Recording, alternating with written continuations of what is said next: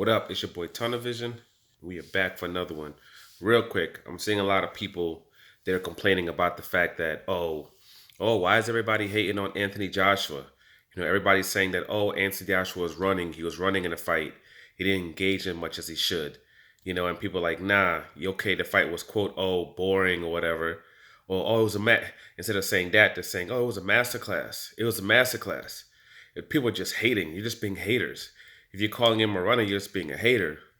I'm like, when it comes to that guy, unfortunately, you cannot say that when it comes to him.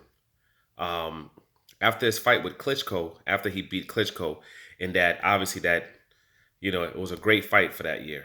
Incredible. You know what I mean? Klitschko gets put down, gets up. Anthony Joshua gets put down. He gets up. He bites through, adversity, and he ends up stopping Klitschko and getting the victory. And when they talked about it, they compared his fight with Klitschko with Tyson Fury's fight with Klitschko.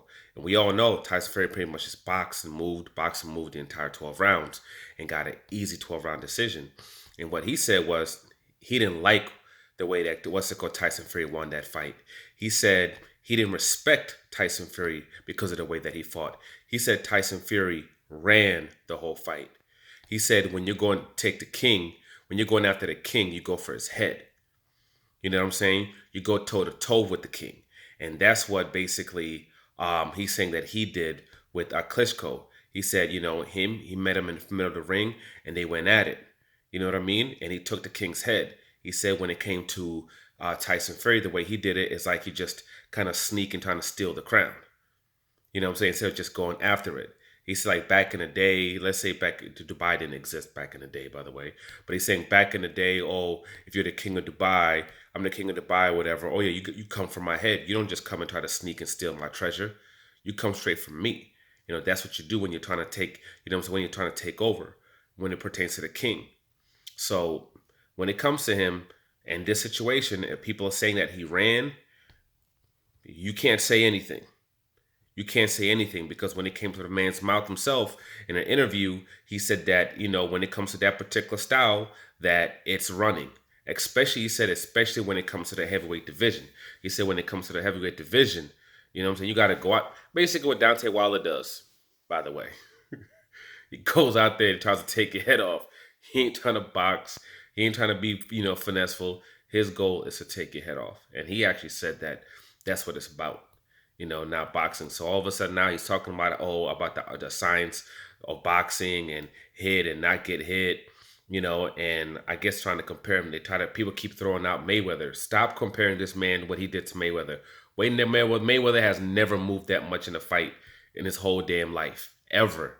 He doesn't move like that. Mayweather will sit there in front of you in your guard. He'll slip punches and counter you. Slip punch, counter you. Then he'll dodge a punch, he'll adjust, he'll reset, and he'll go right after you again. That's how he fights. And he'll try to get you to throw a punch again so he can slip the punch or he can dodge the punch and then counter you. That's what he does. He does not run around the goddamn ring. Okay, if you've ever seen him do any kind of flowing like that, it's a 12th round when the fight's over, basically. When the fight's over. But he's going at you, and this is consistently going up against guys 20 plus pounds bigger than him and him fighting above his walk around weight. And like even as high as that 154. You know what I'm saying? With a little dude with bad hands. All right? He does not fight the way that Anthony Joshua just fought. So stop comparing those two. Okay? Stop comparing those two. When Floyd fights, he lands a shitload of power punches along with his freaking jabs. A lot of them. All right, a lot of them. He can't fully commit and keep and go hardcore, necessarily complete hardcore and go all out because his brittle hands. But he'll hit people with power shots over and over and over again and put people into a position where they're just going to take the 12-round decision loss. They're not going to push the issue because they don't want to get stopped by this little man. Because when you push the issue, ask Ricky Hatton what happens when you push the issue. And you're really about that life. It doesn't end up very well. But yeah, stop comparing them. It's not the same thing. But again, when it comes to him, if anybody says that he was running, you cannot say anything. You cannot say anything because they're basically speaking the philosophy that Anthony Joshua spoke after he beat Klitschko in an interview. Okay, that's what he said. That it's not about the heavyweight division when you do that. It's not respectable. He does not respect that style of fighting. Okay, and then it was running. That's what he said about Tyson Fury. So if we go by that philosophy, we have to say that Anthony Joshua was running. But congratulations, with his victory still. And a lot of people have come out and said, congratulations with the Paulie Malignaggi, even Josh Taylor. They said congratulations to him for his victory. But even with the way he won that fight, a lot of people don't see how he wins against Tyson Fury or Deontay Wilder. Tyson Fury, to me personally, it all kind of depends on what Tyson Fury shows up against Deontay Wilder. Obviously, Deontay Wilder's a lot taller. He has a lot. He knows he's going to know how to cut off a ring, or at least still punish you as he's following you, and a lot longer reach. And when he hits you, and Anthony Joshua did get hit on many different occasions, it's just that they didn't have the same effect as they did previously.